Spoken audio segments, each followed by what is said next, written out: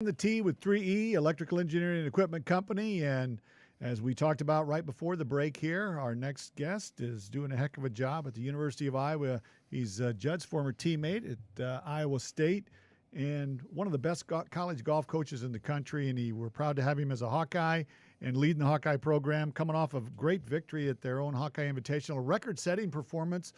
Playing well heading into postseason play here. I think they have one tournament left at the Boilermaker Invitational, and then it goes to Big Tens. But he's Mark Hankins. Mark, thanks for joining us. Hi, guys. How you doing?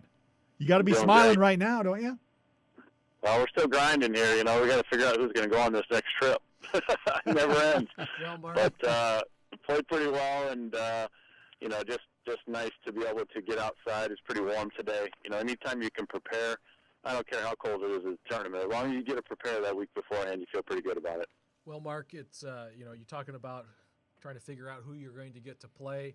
Before we went to break and before we got you on the line, Tim and I were talking about the depth of your team last week. I know you're happy with the victory, and you guys had to play your rear ends off with the way McCoy was making those birdies for Iowa State. But not only did your top five play well, but I was looking through the list, and because it was your host tournament, you had some individuals in the event. Brad George played very well. I saw Jed Dirkson's name right there. I mean, you got, as a coach, I know you got to love having your 6 and 7 guys putting some pressure on the 4 and 5 guys.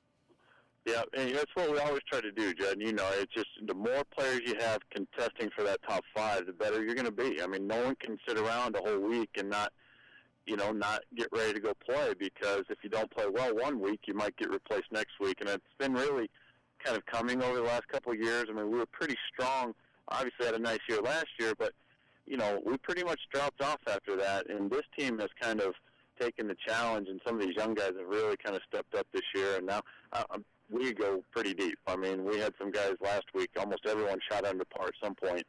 And, it was a lot of fun to see some of these guys that are individual get a chance to go out and compete again, because they've taken a semester where they haven't been able to get out there and, get them jump-started for their summer if they're not going to play for us.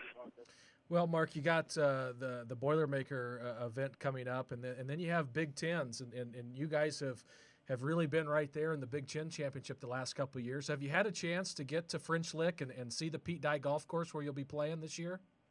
I haven't, and I guess one of the things that we tried to create this neutral site for 3 years is what we've signed a contract with French Lick, and we've heard great things about it. I mean, it's Pete Dye Golf Course, very exclusive. 2-3 groups a day, couple $100 to play the golf course out in the middle of nowhere. So we're really kind of looking forward to seeing the golf course. I don't know how neutral. Indiana's an hour away from there, and we're 8.5, but. We're going to try to do the best we can in our one practice round, and hopefully that'll be a great venue going forward. The Big Ten Network's excited about having it at one place. The women are at the Donald Ross course on the same site. So for logistics and everything, it works out great. But we're just looking to kind of elevate the Big Ten Championship into more of a common site thing where things can grow and get better, and we can make it a real championship. Well, Coach, I've been there. I have played it. You guys are going to enjoy it. Let me tell you this. As you're pulling into town, you remember that old Larry Bird, Magic Johnson commercial for Converse?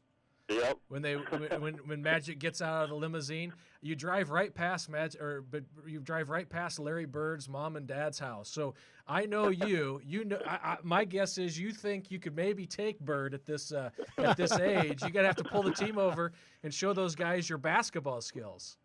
Oh, I've heard it's like, take 2 lefts before the old Haney place and then a right before the broken tree in the road, and you get to the course. I mean, it's going to be kind of exciting because none of these teams have played it, really. You're kind of looking at a situation where I heard the golf course is pretty difficult. You tell me, Judd, how hard is this golf course?